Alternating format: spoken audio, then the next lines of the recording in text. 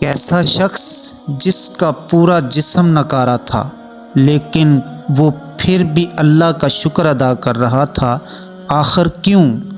یہ واقعہ آپ کی سوچ بدل دے گا۔ اصل کامیابی دنیا نہیں بلکہ کچھ اور ہے۔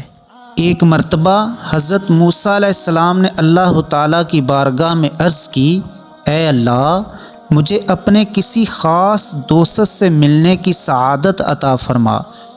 اللہ تعالیٰ کی طرف سے حکم ہوا، اے موسیٰ، کوہ طور کی طرف جاؤ، وہاں تمہاری ملاقات ہمارے ایک دوست سے ہوگی۔ جب حضرت موسیٰ علیہ السلام کوہ طور پر پہنچے تو ایک ایسا منظر دیکھا جس نے دل ہلا کر رکھ دیا۔ ایک شخص جس کا پورا جسم بیکار ہو چکا تھا، نہ ہاتھ کام کرتے تھے نہ پاؤں، نہ آنکھوں میں روشنی تھی نہ زبان میں طاقت، لیکن حیرت کی بات یہ تھی کہ اس کے ہونٹ ہل رہے تھے۔ جب حضرت موسیٰ علیہ السلام نے قریب جا کر سنا تو وہ اللہ کا شکر ادا کر رہا تھا۔ حضرت موسیٰ علیہ السلام نے حیران ہو کر پوچھا، تم کس بات کا شکر ادا کر رہے ہو؟ اس نے جواب دیا، دو نعمتوں کا، ایک یہ کہ میری زبان اللہ کے شکر میں مصروف ہے، اور دوسری یہ کہ میرا دل اللہ کی معرفت سے روشن ہے۔ سبحان اللہ۔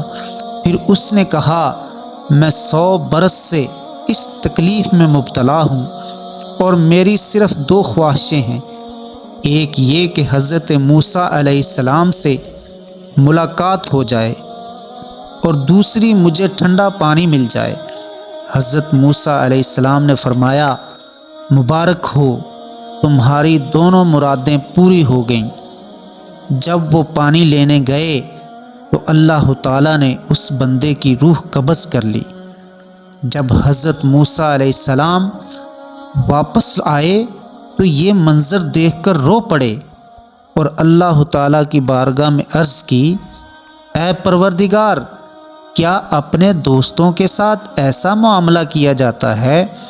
اللہ تعالیٰ نے فرمایا، اے موسیٰ، یہ ممکن نہیں کہ کوئی ہم سے سچی محبت کرے اور پھر دنیا کی خواہش رکھے۔ یہی اصل حقیقت ہے۔ اللہ کے سچے بندے دنیا نہیں بلکہ صرف اللہ کی رضا چاہتے ہیں۔